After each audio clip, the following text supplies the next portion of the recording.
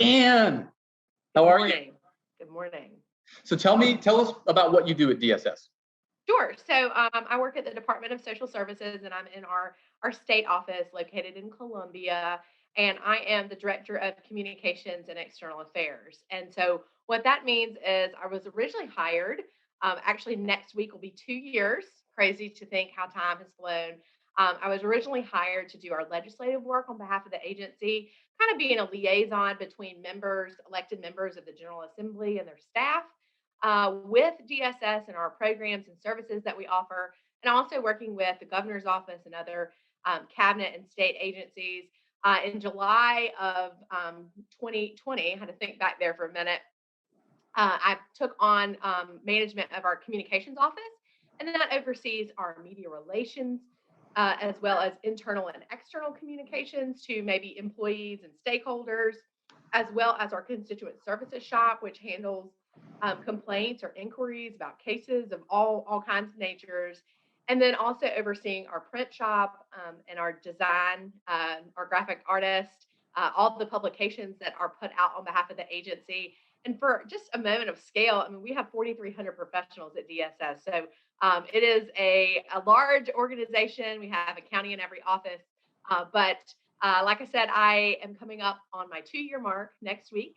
September 17th, 2019 is my DSS anniversary, and happy to be with the agency. If you had asked me when I was in school if I ever thought I would be working in the social services realm, I probably would have said, no, you're crazy.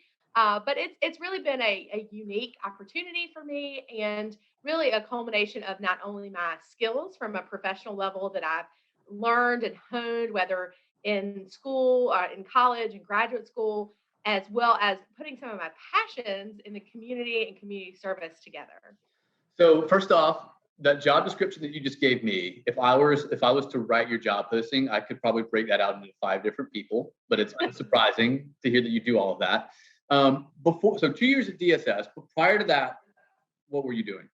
Sure. So before that, for 9 years, I worked for a government affairs firm here in Columbia, and really got to see kind of the hands-on process and how legislation is made, and then working on behalf of amazing clients in front of the General Assembly, and really just being kind of a jack of all trades and a master of most, whether it was legislative monitoring or lobbying per se, because I was a registered lobbyist, but also learning just event management. Time management is a huge skill that if you don't have it figured out, you need to learn it quick.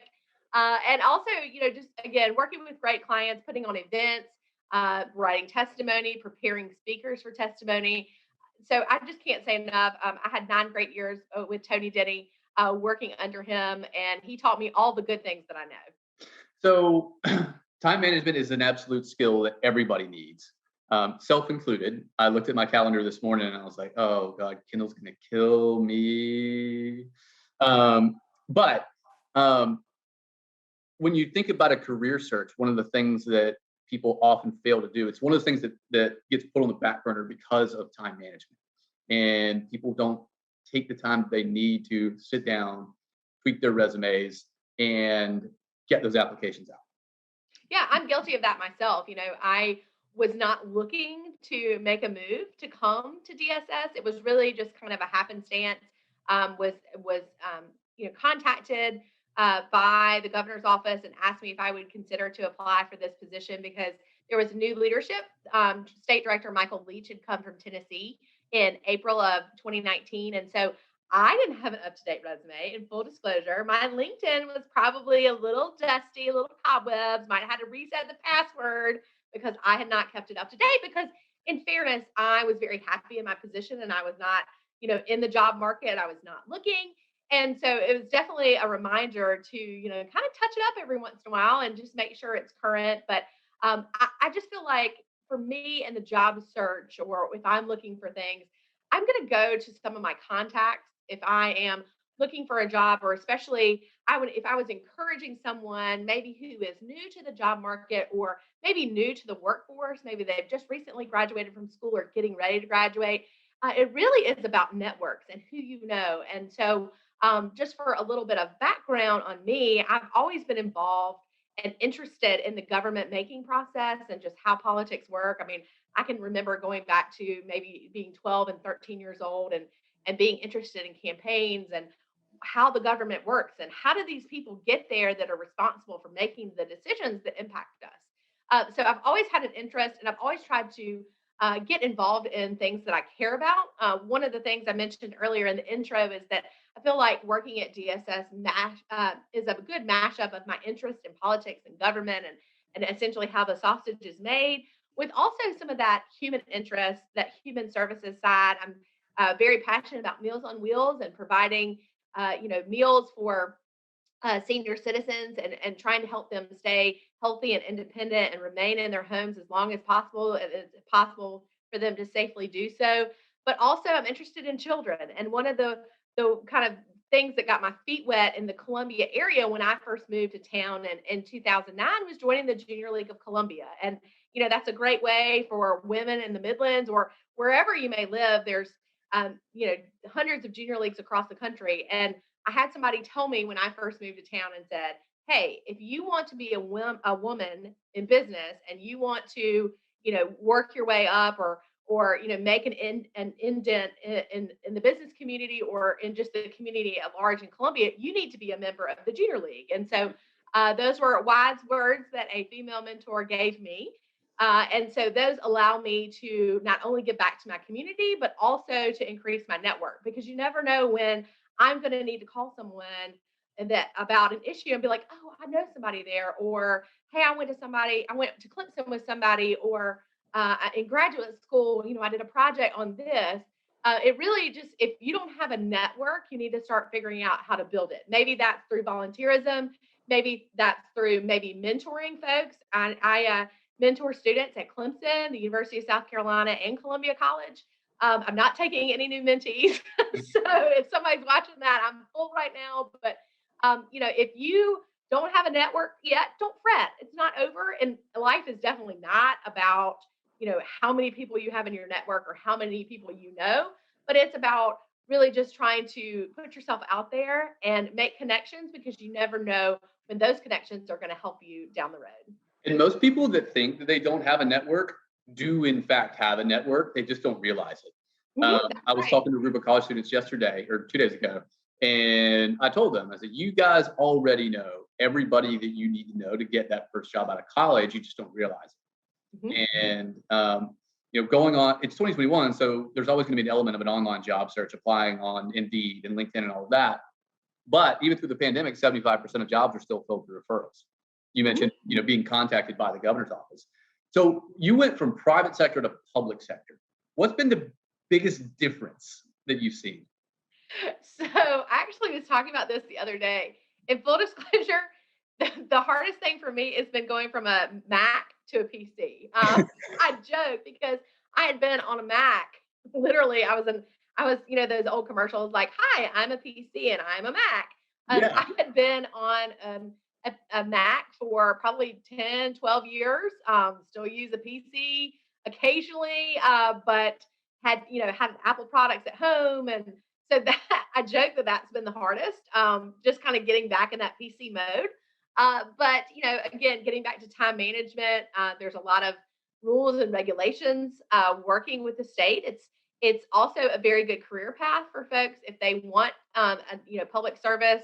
There's a variety of benefits for working for the state. And so if anybody out there is interested in looking to see not just openings at DSS, but across the state, there's a great site, which I'm sure you've talked about, is careers.sc.gov, where you can search by location, you can search by agency, and you can also search by type of job, and those jobs are posted there.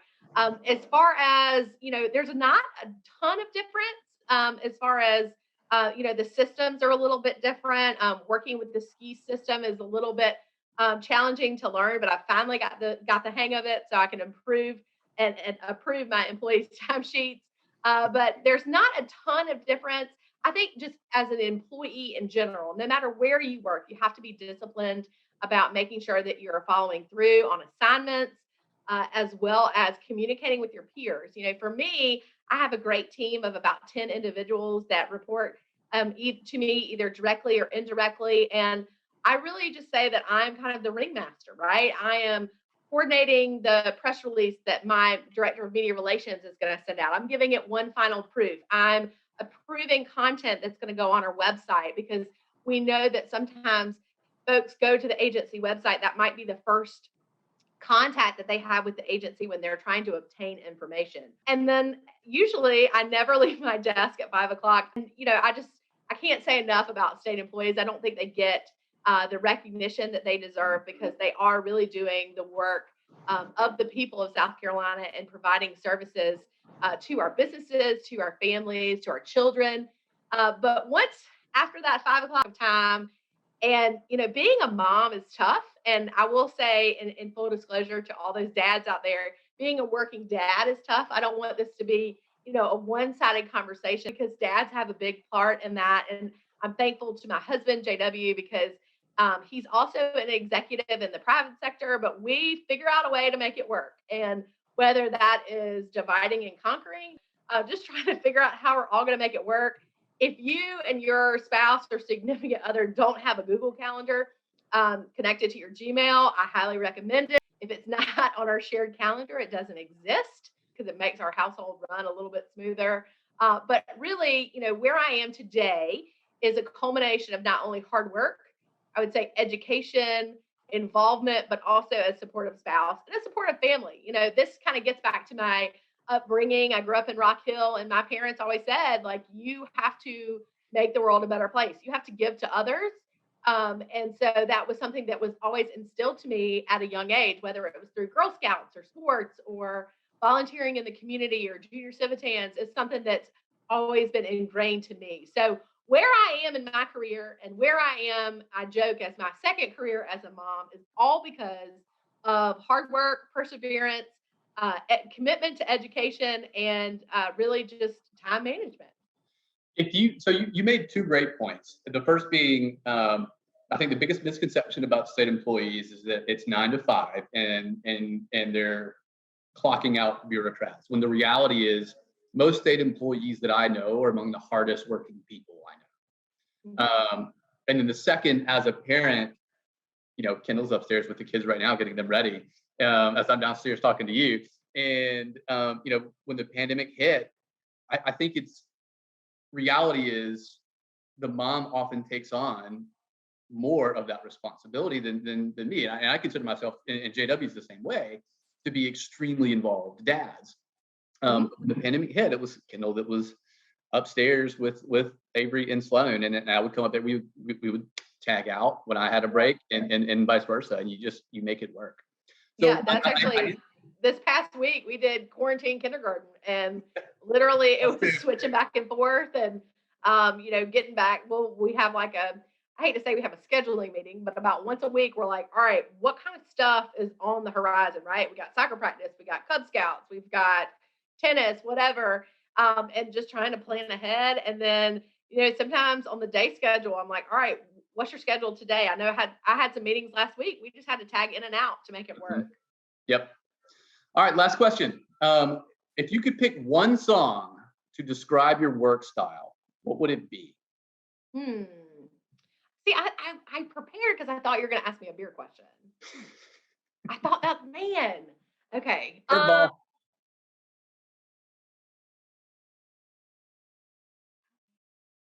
By the way, for folks watching at home, this was not in the pre-question, so I can't.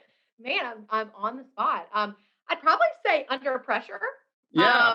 It'd probably be a good one, because we all deal with all kinds of pressures that maybe are pressures that we create on ourselves, or pressures that are created by external forces. So that would probably be my, I guess, choice. I don't know.